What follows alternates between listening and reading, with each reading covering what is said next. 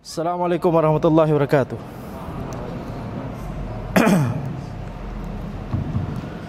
Alhamdulillahirabbil alamin wassalatu wassalamu ala sayyidina Muhammadin wa ala alihi wa sahbihi ajma'in. Amma ba'd. Kita lanjutkan pembahasan kitab Aina Nahnu min Akhlaqis Salaf, di mana kita sampai pada riwayat dari Abdurrahman bin Yazid. Wa an Abdurrahman bin Yazid qala Abdullah la takunanna imma'atan. Janganlah kalian menjadi imma'ah, seorang yang imma'ah. Qalu wa mal imma'ah. Orang-orang kemudian bertanya, apa itu imma'ah? Qala yaqulu ana ma'an nas in ihtadaitu wa in dallu dalaltu. Yaitu imma'ah itu adalah perkataan ana ma'an nas. Ini makna dari imma'ah, ana ma'an nas. Saya bersama manusia, saya bersama orang-orang. Kalau orang-orang mendapatkan hidayah, maka aku akan mendapatkan hidayah. Dan kalau orang-orang itu menyimpang, maka aku juga menyimpang. Ini imma'ah. Ala la yuwattinanna ahadukum nafsahu ala annahu in kafaron nasu alla yakfur. Maka hendaknya kalian itu menetapkan dirinya sendiri di atas al-haq, menetapkan dirinya sendiri di atas dalil, ala annahu in kafaron nas alla yakfur, sehingga kalau orang-orang itu kafir, maka hendaknya dia tidak ikutan kafir. Ya, ini semakna dengan riwayat yang dibahas di majelis sebelumnya, yaitu jangan taklid kepada orang lain, taklid dalam artian fanatik buta, atau taklid dalam artian ikut-ikutan tanpa mengetahui dalilnya, mengikuti tanpa mengetahui dalilnya.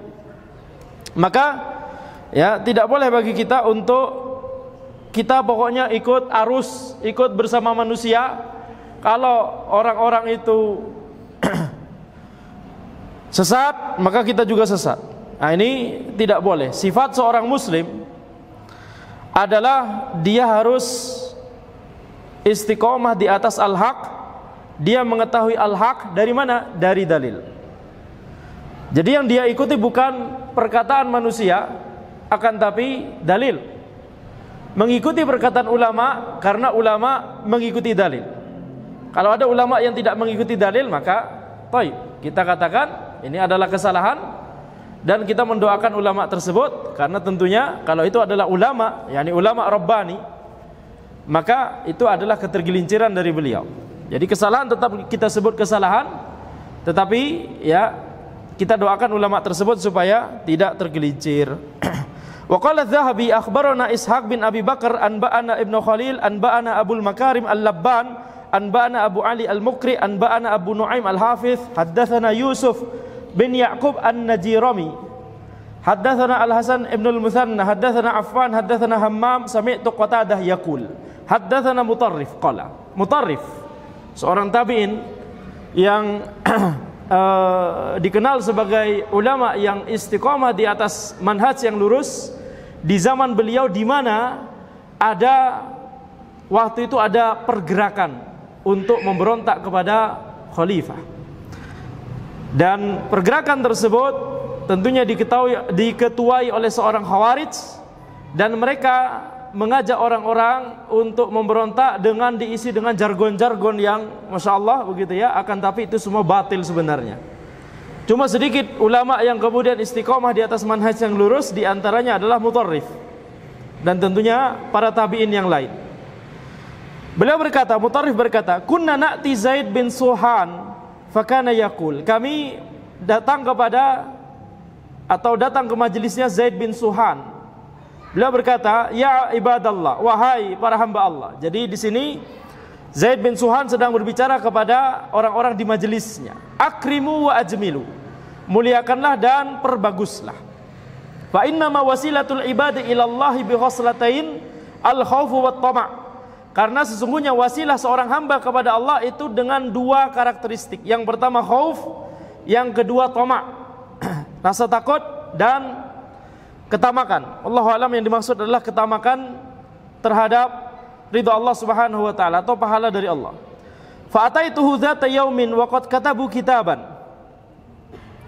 Maka ini Mutarrif berkata, aku mendatangi Zaid bin Suhan pada suatu hari, dan ternyata orang-orang itu yakni telah menuliskan sebuah tulisan. Fanasakhu kalaman min hadzal nahwi. Mereka menulis sebuah perkataan atau sebuah untayan kalimat yang isinya kira-kira. Nah, ini jadi konteksnya adalah Zaid bin Suhan itu ingin orang-orang di majelisnya menuliskan baiat untuk fanatik buta kepada Zaid bin Suhan. Nah, ini tentunya tidak boleh. Ya, apa kira-kira kalimatnya? Innallaha rabbuna wa Muhammadan nabiyuna wal Qur'ana imamuna. Sesungguhnya Allah adalah Rabb kami. Kemudian Muhammad adalah nabi kami. Kemudian Al-Qur'an adalah pemimpin kami. Nah, ini sampai kalimat ini, masya Allah isinya bagus. Tetapi lanjutannya bermasalah. Wa man kana ma'ana kunna wa kunna. Barang siapa yang bersama kami maka kami akan begini dan begitu. Wa man khalafana kanat yaduna alaihi wa kunna. Dan barang siapa yang menyelisih kami maka tangan kami akan sampai kepadanya, yakni maksudnya akan mengambil tindakan dan kami akan begini dan begitu. Jadi dua kalimat terakhir ini menunjukkan bahwa Zaid bin Suhan tidak memperbolehkan orang-orang di majelisnya untuk ikut di luar majelisnya. Ya. Yakni ikut ke dalam kelompoknya. Ini adalah fanatik buta, ini tidak boleh. Ya, ini tidak boleh. Jadi kita lihat penyakit seperti ini sudah ada sejak zaman tabi'in. Ini Mutarrif menemui sendiri Zaid bin Suhan. Ya, jadi mengajak orang untuk ke majelis kita saja, tidak boleh ke majelis lain dengan tanpa alasan yang syar'i. Cuma sekedar alasan ini majelis kita, itu majelis lain. Nah, ini tidak boleh. Alasan yang syar'i contohnya apa? Alasan yang syar'i contohnya kalau memang ada penyimpangan. Nah, kita katakan tidak boleh ikut di majelis itu karena itu menyimpang misalkan. Tetapi harus kita menyemangati, bahkan justru memotivasi kaum muslimin untuk bisa hadir di majelis kita, bisa hadir di majelis para ulama, para asatidzah yang akidahnya lurus, manhajnya lurus, masya Allah, silahkan begitu ya. Tetapi kalau misalkan sekedar antara kita dengan mereka, antara kita atau yang selain kita, maka ini tidak boleh.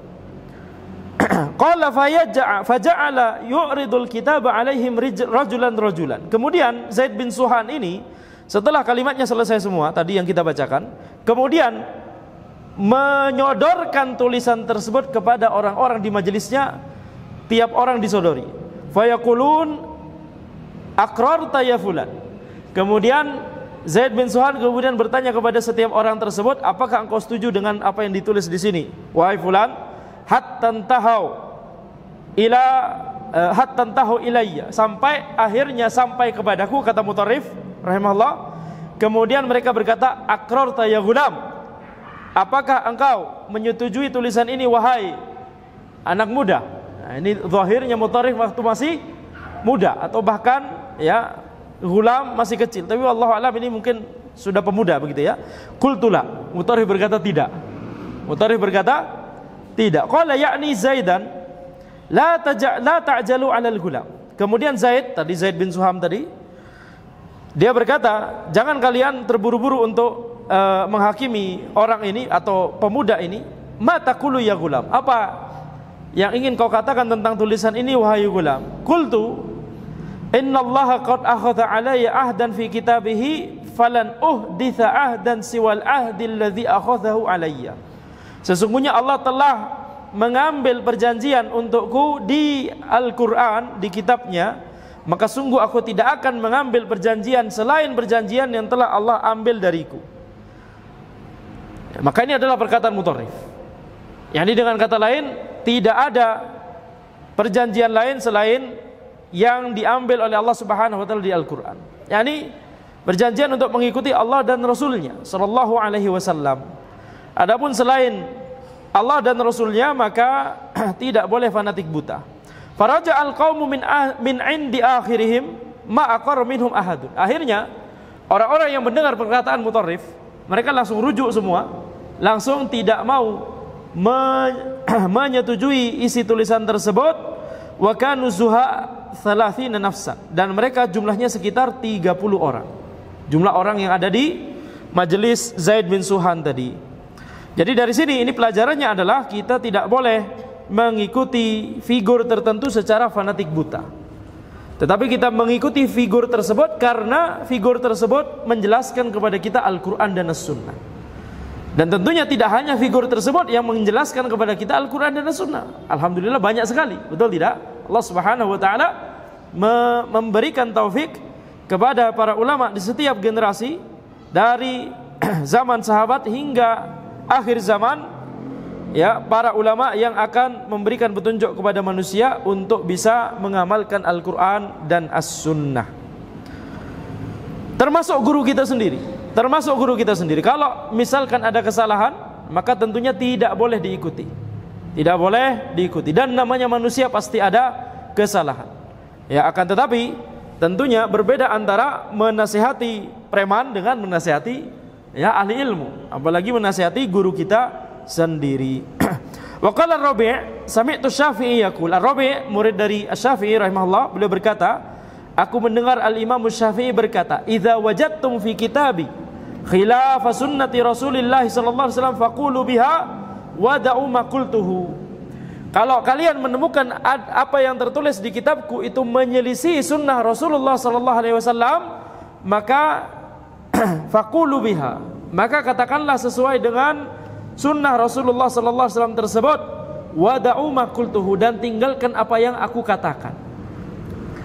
Dan perkataan Al-Imam Syafi'i rahimahullah ini sejalan dengan perkataan beliau yang lain di tempat-tempat yang lain, di kitab beliau yang lain. Misalkan banyak sekali ucapan beliau, kalau perkataanku itu menyelisih hadis sahih, maka lemparkanlah perkataanku ke dinding.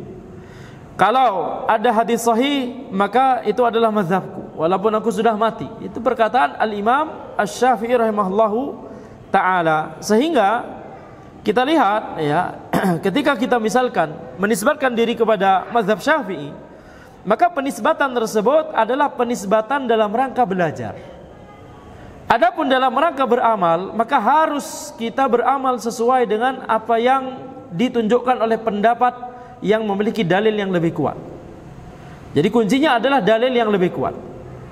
Ya, walaupun misalkan itu harus menyelisihi perkataan Al-Imam Syafi'i rahimahullah sendiri. Tentunya beliau juga berusaha untuk mencari dalil terkuat. Akan tapi tentunya berbeda antara riset yang dilakukan di zaman beliau dengan riset yang dilakukan oleh para ulama setelahnya. Riset yang dilakukan di kalangan imam mazhab dengan riset yang dilakukan setelah para istihad para imam mazhab tersebut tercatat rapi, kemudian, ya, bisa dinilai masing-masing, bisa ditimbang, tentunya berbeda. Dan tentunya dengan catatan, tentunya tidak ada ulama setelah imam mazhab yang seperti mereka istihadnya. Naam, mereka sangat ahli dalam istihad. Mereka adalah mujtahid mutlak. Akan tetapi, ya, sekali lagi kita katakan, ya, mujtahid mutlak ada banyak, betul tidak? Tidak hanya satu. Mujtahid mutlak minimal yang masyhur sekarang ada 4. Imam Abu Hanifah, Imam Malik, Imam Syafi'i, dan Imam Ahmad. Keempat-empatnya adalah mujtahid mutlak. Keempat-empatnya berusaha mencari pendapat yang paling mendekati al-haq. Maka ketika Allah Subhanahu wa ta'ala memberikan taufik kepada 4 mujtahid mutlak, kemudian secara objektif kita lihat pendapatnya berbeda-beda, itu berarti apa? Itu berarti para ulama setelahnya, generasi setelahnya, harus tetap semangat untuk melakukan penelaahan, penelitian, mana kira-kira pendapat yang mendekati al-haq. Tentunya sesuai dengan tuntunan metode istihad yang telah diajarkan oleh keempat imam mazhab tersebut dan para imam mazhab yang lainnya, walaupun tidak terkenal, seperti mazhab Zahiriyah, atau seperti mazhabnya At-Tabari, atau seperti mazhabnya, ya, Sufyan Ats-Tsauri, atau seperti mazhabnya Sufyan bin Uyainah. Tidak terkenal, akan tapi tercatat dengan rapi di kitab-kitab. Nah, itu harus kita pelajari. Supaya apa? Supaya tujuannya adalah kita mencari al-haq, atau mencari pendapat yang mendekati al-haq. Baik. Wa anhu aidan, demikian pula dari Ar-Rabi', beliau berkata, wa sami'tuhu yaqul, aku mendengar Al-Imam Syafi'i berkata, wa qad qala lahu rajulun ta'khudhu bihadzal hadits ya Aba Abdillah faqala mata rawaitu an Rasulillah haditsan sahihan wa lam akhudh bihi fa ushhidukum anna aqli qad dhahaba. Ada seorang yang bertanya kepada Al-Imam Syafi'i rahimahullah, apakah engkau mengambil hadis ini wahai Abu Abdillah? Abu Abdillah adalah kunyahnya Al-Imam Syafi'i, dan kita lihat ya yakni guru ana Ustaz Aris hafizahullah taala pernah menjelaskan ada silsilah guru murid yang semuanya memiliki kunyah Abu Abdillah. Al-Imam Al-Bukhari rahimahullah memiliki kunyah Abu Abdillah. Beliau murid dari Imam Ahmad, memiliki kunyah Abu Abdillah. Kemudian Imam Ahmad murid dari Imam Syafi'i, memiliki kunyah Abu Abdillah. Al-Imam Syafi'i murid dari Imam Malik, memiliki kunyah Abu Abdillah. Al-Imam Malik murid dari Nafi' maula Abdullah bin Umar, yang juga memiliki kunyah Abu Abdillah. Nafi' maulanya Ibnu Umar, budak yang dibebaskan gitu ya, maula, murid dari Abdullah bin Umar. Nah sekarang pertanyaannya, apa kunyah Abdullah bin Umar? Yang hafal Arba'in, yang hafal Arba'in, Arba'in Nawawiyah, kunyahnya Abdullah bin Umar bin Khattab radhiyallahu anhu. Abu Abdurrahman. Abu Abdurrahman kunyahnya Abdullah bin Umar. Jadi kalau Abdullah bin Umar kunyahnya Abu Abdurrahman, tapi di bawahnya semuanya kunyahnya Abu Abdillah. Baik. Nafi', kemudian Imam Malik, kemudian Imam Syafi'i, kemudian Imam Ahmad, kemudian Imam Bukhari. Sebelum anda punya anak bernama Umar, kunyah anak Abu Abdillah. Baik. Tapi jangan kemudian antum ubah kunyah semua Abu Abdillah. Dalam mengikuti yakni mengikuti Imam Bukhari, mengikuti Imam Syafi'i, mengikuti Imam Ahmad. Baik, tidak harus ya. Nah, ini cuma kebetulan saja. Ini cuma kebetulan saja. Guru mereka banyak dan murid mereka banyak juga. Cuma kita pilih ya, kita pilih yang kebetulan saja Abu Abdillah, dan masya Allah kebetulannya tidak bukan main-main ya. Imam Bukhari, Imam Ahmad, Imam Syafi'i, Imam Malik, kemudian Nafi' maula Ibnu Umar. Baik.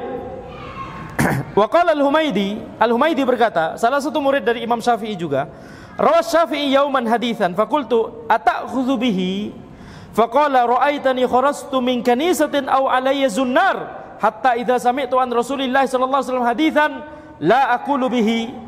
Al-Humaidi berkata bahwa Asy-Syafi'i suatu hari meriwayatkan sebuah hadis, kemudian aku bertanya kepada Imam Syafi'i, apakah engkau mengambil hadis ini? Yani apakah engkau meyakini dan mengamalkan hadis ini? Itu maksudnya. Kemudian Al-Imam Syafi'i marah kepada muridnya Al-Humaidi. Ra'aitani kharastu min kanisa. Apakah engkau melihatku keluar dari gereja? Au alayya zunnar, atau aku mengenakan sabuk khas Nasara, khas pendeta Nasara. Yani apakah engkau melihat aku sudah jadi Nasara sekarang? Dan ada hadis sahih kemudian tidak aku ambil.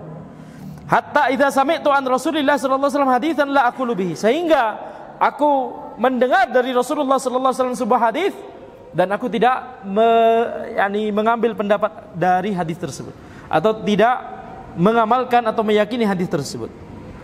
Jadi ini adalah sebuah keniscayaan seorang muslim ketika mendengar hadis sahih maka harus mengamalkan hadis tersebut. Tentunya banyak catatan sebenarnya, betul tidak? Bisa jadi hadis tersebut sahih tapi mansukh, dianulir oleh hadis lain. Nah, tentunya kita tidak mengambil hadis tersebut karena sudah dianulir oleh hadis lain. Ada juga kemungkinan lain ya, hadis tersebut misalkan diyakini bukan merupakan dalil dalam masalah ini. Jadi ulama tersebut ketika kita melihat kok ulama ini enggak mengambil hadis itu padahal hadis ini sahih gitu ya. Jangan suudzon, bisa jadi beliau memiliki pemahaman lain terhadap hadis tersebut. Beliau mengira bahwa hadis ini bukan dalil dalam masalah itu tapi dalil lain begitu ya. Enggak ada hubungannya antara masalah ini dengan masalah yang dibahas di hadis itu. Jadi kita harus husnudzon kepada para ulama. Sebagaimana prinsip yang dikemukakan oleh Syekhul Islam Ibnu Taimiyah rahimahullah, beliau pernah mengemukakan sebuah prinsip, yaitu sesuatu yang menjadi uzur bagi para ulama mujtahid saat itu. Ketika mereka misalnya ini hadis sahih sebenarnya, tapi beliau mungkin bisa jadi menilai, wah ini bukan hadis sahih karena jalur yang sampai ke beliau sanadnya lemah misalkan. Padahal sebenarnya ada sanad lain yang sahih misalkan. Maka ini beliau mendapatkan uzur, betul tidak? Uzur bagi mereka di zaman itu tidak bisa menjadi uzur bagi kita di zaman ini kalau kita bisa mendapatkan ilmu yang lebih lengkap daripada mereka. Perhatikan, ini kaidah yang sangat penting. Kaidah dari Syekhul Islam Ibnu Taimiyah rahimahullah, yaitu beliau berkata, uzur bagi mustahid sebelumnya belum tentu uzur bagi orang-orang setelahnya. Ketika ilmu lebih lengkap, ketika informasi lebih lengkap, ya, uzur bagi mereka, na'am. Karena bisa jadi sanad yang sampai ke mereka perawinya dhaif, ya, ini munqati ini sanadnya, atau mu'dhal bahkan, atau mursal, atau macam-macam, muttarib dan seterusnya, atau mudraj, merasa ya jenis-jenis hadis dhaif. Akhirnya beliau tidak mengambil hadis tersebut. Akan tapi orang setelahnya, setelah mendapat informasi yang lebih lengkap, sanad lain, informasi lain, apalagi di zaman ini yang semuanya serba lengkap informasinya. Kata para ulama, seharusnya lebih mudah orang beristihad di zaman ini daripada di zaman dahulu. Karena kenapa? Karena di zaman dahulu untuk mendapatkan satu hadis, untuk menilai suatu hadis, maka para ulama harus safar, harus banyak berguru, bertanya ke sana kemari dan seterusnya. Di zaman ini, masya Allah, informasi yang dibutuhkan untuk mengecek apakah hadis sahih atau tidak itu bisa, ya, ini dengan sekali klik, pakai Maktabah Syamilah, ya, atau Syekh Google, ya, Syekh Google untuk men-search Maktabah Syamilah di versi web, gitu ya, ujung-ujungnya Syekh Syamilah, maka tetapi ini tidak bisa membuat seorang penuntut ilmu menjadi ahli. Sekedar searching tidak bisa menjadi ahli.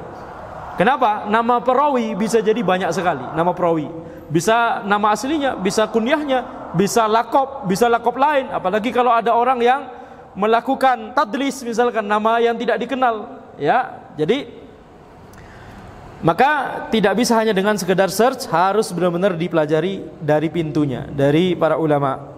Taib. Jadi intinya Al-Imam Syafi'i sedang mengajarkan kepada kita, harus setiap ada hadis sahih harus kita mengambilnya. Wa qala Rabi' wa sami'tu Syafi'i yaqul ayyu sama'in tudhilluni wa ayyu ardin tuqilluni idh rawaitu an Rasulillah sallallahu alaihi wasallam haditsan falam aqul bihi. Ar-Rabi' berkata, aku mendengar Al-Imam Syafi'i berkata, langit mana yang akan menaungiku? Tanah mana yang akan menopangku? Kalau aku meriwayatkan dari Rasulullah sallallahu alaihi wasallam sebuah hadis, kemudian aku tidak mengambilnya. Ada hadis sahih dari Rasulullah sallallahu alaihi wasallam, kemudian aku tidak mengambilnya. Langit mana yang akan menaungiku dan bumi mana yang akan menopangku? Jadi dengan kata lain, kalau kita mau mengambil, yakni tuntunan selain tuntunan Rasulullah sallallahu alaihi wasallam, maka cari alam semesta yang tidak diciptakan oleh Allah Subhanahu wa taala. Tidak ada. Semua makhluk, semua alam semesta semuanya diciptakan oleh Allah. Sehingga wajib bagi kita untuk mengikuti hadis sahih dari Rasulullah sallallahu alaihi wasallam. Wa qala adz-Dzahabi wa fi Musnad Asy-Syafi'i sama'una akhbarani Abu Hanifah bin Samak, telah mengabarkan kepadaku Abu Hanifah bin Samak, bukan Abu Hanifah al-Imam. Hadatsani Ibnu Abi Dzib anil Maqburi an Abi Syuraih anna Rasulullah sallallahu alaihi wasallam qala man qutila lahu qatilun fa huwa bi khairin nadharain in ahabba akhadhal aql wa in ahabba falahul qawat. Dari Syuraih, dari Abu Syuraih, bahwa Rasulullah sallallahu alaihi wasallam bersabda, barang siapa yang dibunuh maka dia memiliki dua pilihan, yakni keluarganya memiliki dua pilihan. Kalau dia suka, maka dia bisa mengambil akal, yakni uang diat. Akal di sini bukan akal, tapi akal ini ikatan. Maksudnya adalah uang diat. Wa in ahabba falahul qawat. Dan kalau dia mau, maka dia minta dikisos. Ulil amri yang mengkisos. Jadi ketika ada pembunuhan secara disengaja, maka keluarga korban bisa ada tiga pilihan sebenarnya. Bisa kisos, minta ulil amri untuk mengkisos, atau meminta ulil amri untuk memaksa pembunuh untuk mengeluarkan uang diat, atau yang ketiga memaafkan. Khalas, memaafkan. Qultu libni Abi Dhi'ib ata'khudhu biha. Kemudian aku bertanya kepada Ibnu Abi Dhi'ib. Abu Syuraih bertanya kepada Ibnu Abi Dhi'b, atau Al-Maqburi ya, Al-Maqburi bertanya kepada Ibnu Abi Dhi'b, apakah engkau mengambil hadis tersebut? Fadaraba sadri wa sahha katsiran wa nala minni. Kemudian Ibnu Abi Dhi'b, yakni gurunya ya,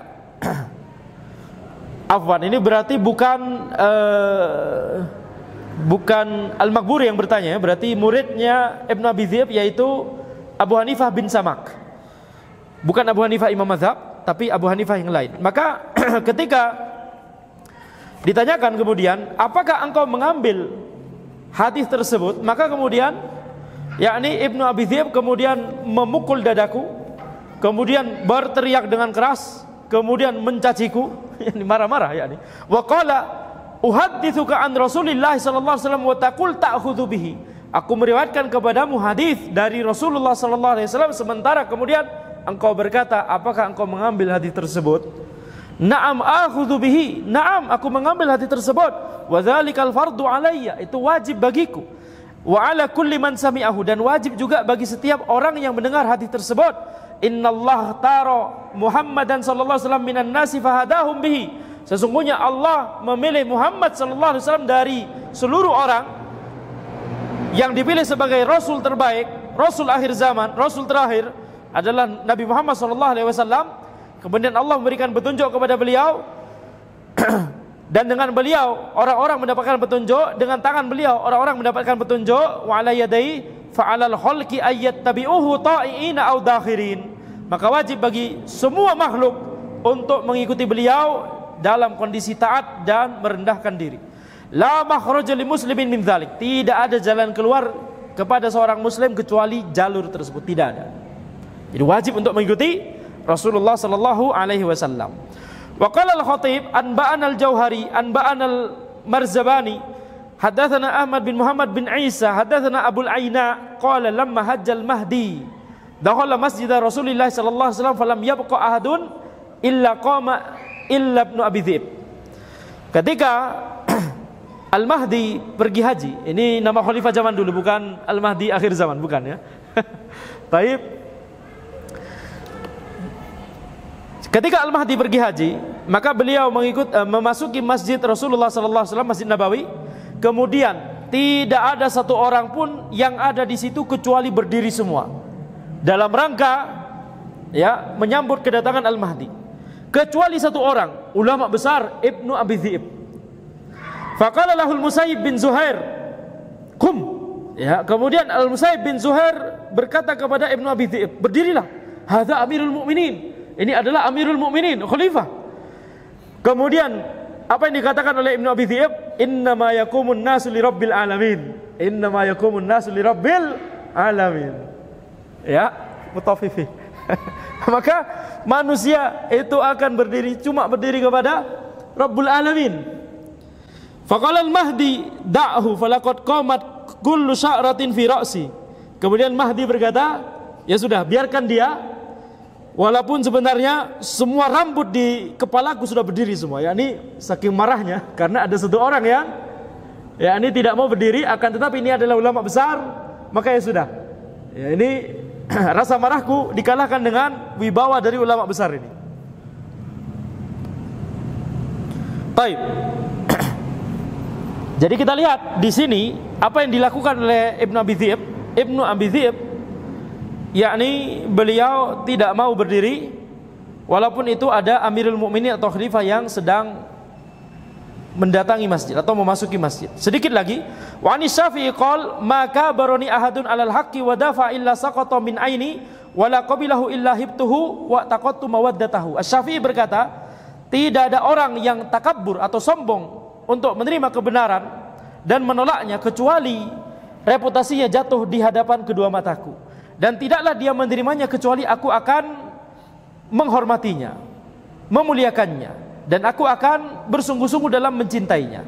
Wa an Hatim al-Asam qala afrahu idza asaba man nadharani wa ahzunu idza akhta'a. Hatim al-Asam berkata, aku berbahagia kalau ada orang yang mendebatiku kemudian dia yang benar, dan aku sedih ketika dia kemudian ternyata yang salah. Ini kita lihat bagaimana ketundukan mereka terhadap al-haq. Insyaallah kita lanjutkan di pertemuan berikutnya di bab baru. Hadza wallahu alam. Subhanakallahumma bihamdika asyhadu an la ilaha illa anta astaghfiruka wa atubu ilaik. Wassalamualaikum warahmatullahi wabarakatuh.